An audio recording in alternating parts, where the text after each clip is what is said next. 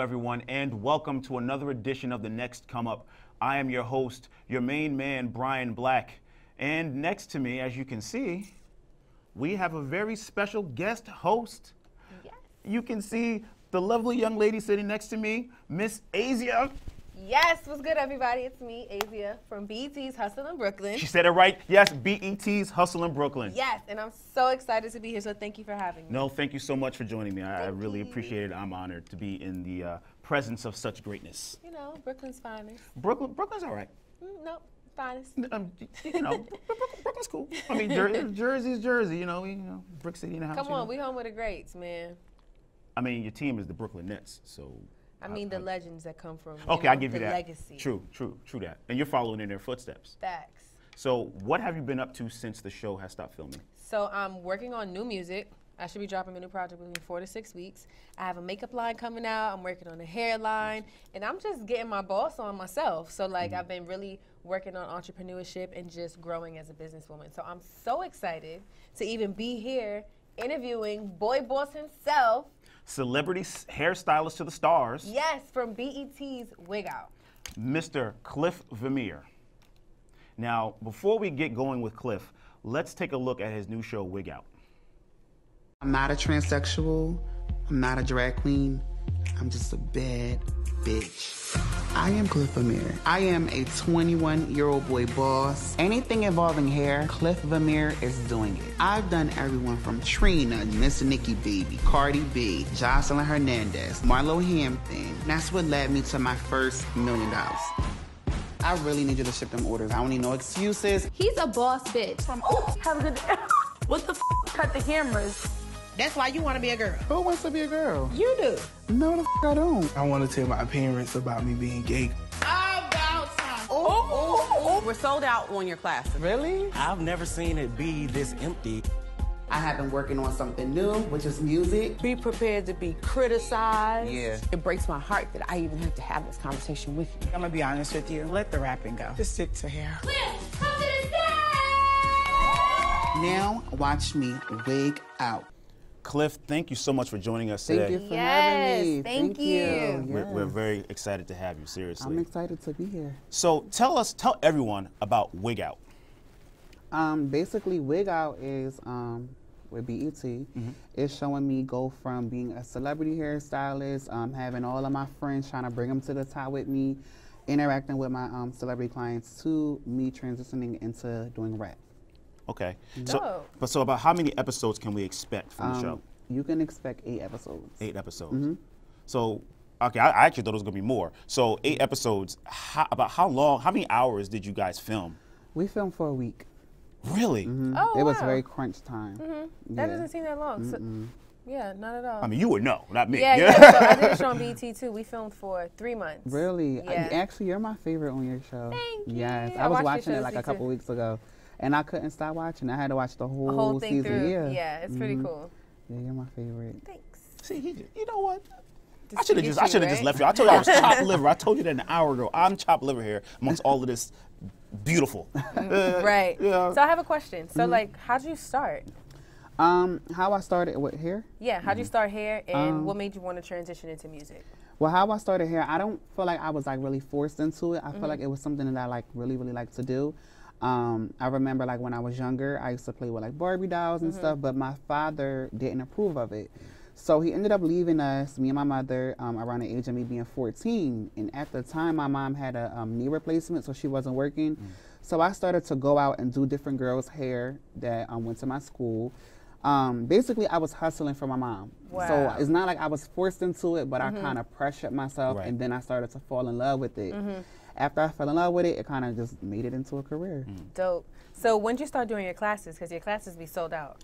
I've been doing classes for about maybe like 5 years. Wow. Yeah, And where do you do the classes at? all over. Wow. Basically, once you turned 16. Yeah, when I was 16. Wow. Do you remember, was it a lot of people in your first class? I was so nervous. I remember I saw like the other people, they were getting makeup, and I was like, if I don't have makeup, I'm not going out there. Like, it was just like really, I was very nervous. It was about like 100 people, but I killed it. So, not to be, You're so modest. But so what was your aha moment? I know you said you were basically hustling for the family, basically. But what was that moment, if you recall, that you said, you know what, this is what I want to do with the rest of my life? Honestly, like once I first got into a salon and I noticed that it wasn't really a job to me. Like I worked at Journeys when I was younger, and I hated going to work. But when I started to feel like I loved going to work, and I started to feel like, wow, I'm doing something I like to do, and I'm getting paid. Like I felt like that was when I figured out, like, okay, this is gonna be my career. This is it.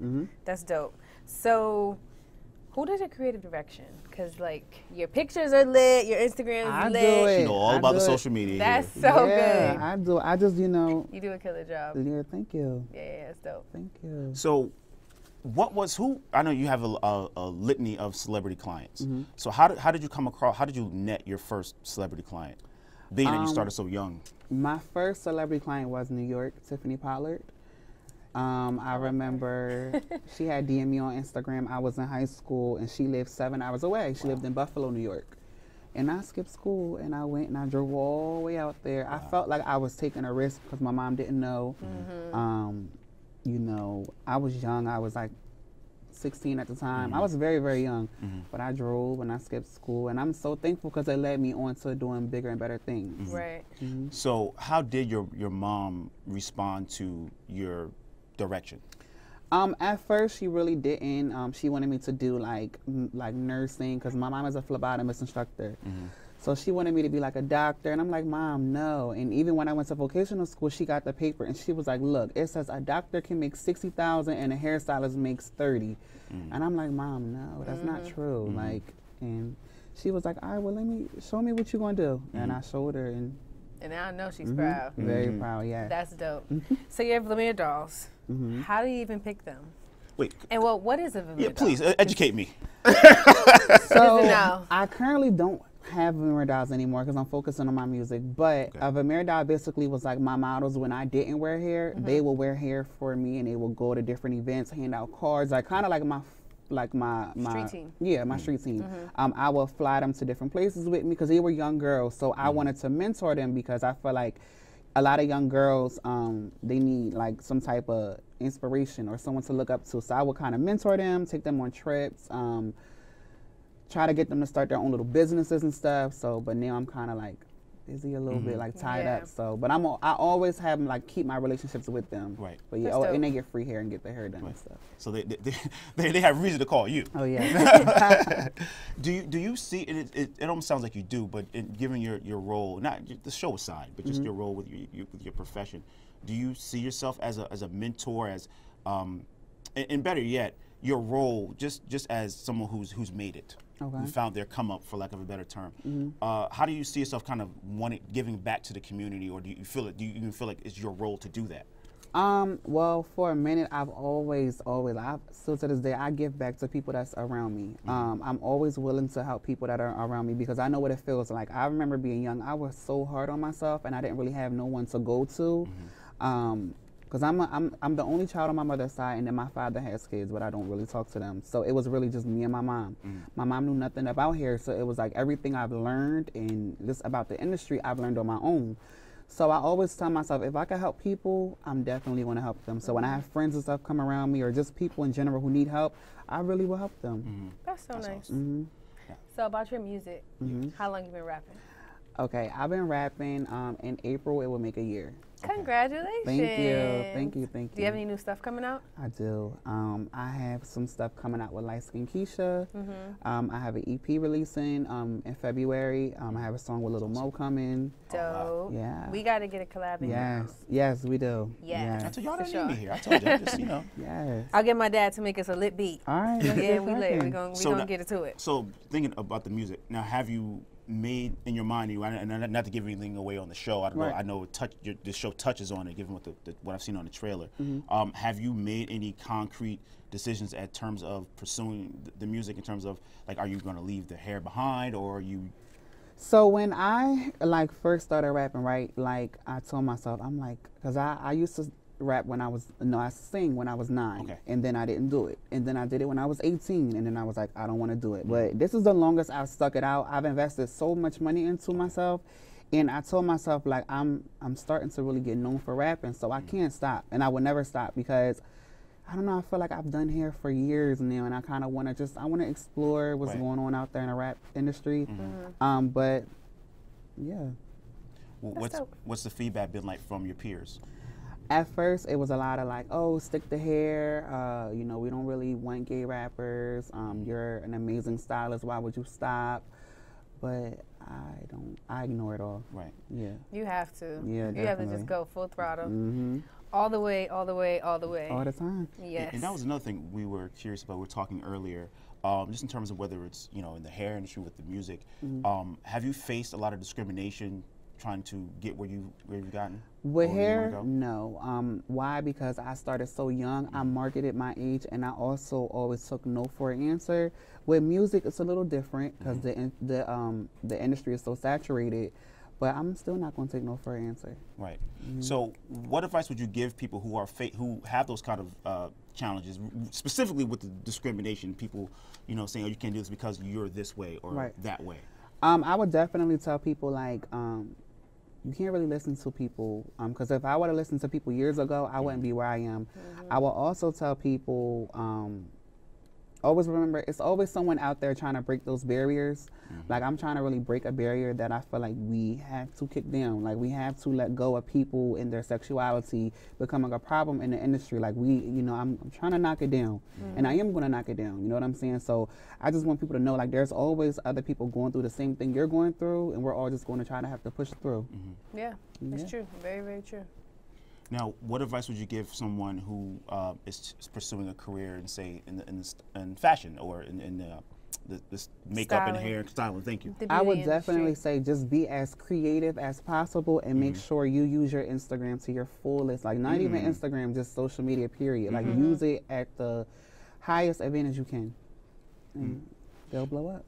Now, see, you were 16. Now, I know my math isn't the best. So, the social media has changed over the years. Was that something that you feel as though you were ahead of the curve on, or?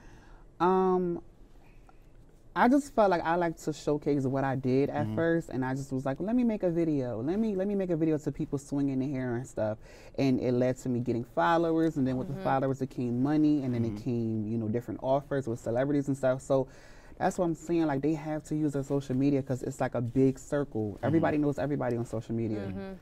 How'd you become an influencer? Would you consider yourself an influencer? I mean, I guess you could say I'm an influencer. One thing about me, I just feel like I'm me, and I feel like if I inspire people, I do. You know, I don't walk around saying like, "Oh, I'm an influencer." I can influence you, but I don't feel like I'm an influencer. You know? Yeah. Does that make sense? It does. Yeah, yeah, yeah. And even You're that just being word. yourself. Yeah, I'm You're just saying being you're being yourself, and with you being yourself, if people like it, cool. They love it. Yeah, that's dope. So, with regard to Wig Out, what would you like people to know about you? Well, basically, what they're showing on there is like they're getting to know me more. Growing up, like when I was, you know, first started the hair industry, I didn't really know a lot about the business when it came to like shipping orders and just different things. So they're getting to know me. They're getting to know what goes on inside my world when I'm maintaining business and I'm, you know, trying to, you know, rap and just different things like that. So they're getting to know me on a personal level, which I really want them to know, because they'll fall in love with like my personality, how nice I am, how I'm always trying to give people chances, and you know, they going. Yeah, it's true. I see you rehired your older sister. Yes. How's it working with your friends, especially being a boss? You know. Sometimes it's flashbacks of when we were younger, and I'm like arguing with her in front of a whole bunch of people. And sometimes I always tell myself, like, if people don't respect you, you have to let them go. You have to let them see, you know. So, yeah, that's how it is. You guys are still good now. No. Okay. No. So old habits die hard. Yeah. But I mean, did you find that difficult separating business and personal, or? You know what? One thing about me, like, I can be best friends with somebody, and I still know how to do business. And a lot of people don't know how to do that. A lot of people feel like, okay, for instance, if I have a friend who does hair and I want my hair done, I'm gonna say, how much are you, you know, what is your price? I'm not looking for a discount, you know. A lot of people don't know how to separate the two. People feel like because you're friends, you know, this should be free or you don't have to pay. I feel like you should still, you know, support. Yeah. So, yeah. Yeah, and you still find that happening. Like that's given your, you know, for lack of a better word, your stature. People are just like I feel like even when I become friends with my celebrity clients, Okay. you know, I wouldn't expect them to think I would do their hair for free. Right. You know, I'm taking my time out of the day. I'm coming to you. You know. And you're a business. Yeah. Yeah, it's like you're Michelle Your Obama. business. You can't get this for free. Well, Michelle, she Michelle's might an get it for free. exception. She might get it for free. I can dig it. You know, you were the first black first lady. You know what? Right, yeah, come on, girl. Still the first lady. Yes. So, Cliff, before we go, can you tell everyone when the show airs? So the show has started airing on January 13th every Sunday. I don't know the time. Okay. But every Sunday on BET, you can go to BET.com, YouTube, BET Networks, all over social media, you'll see the links.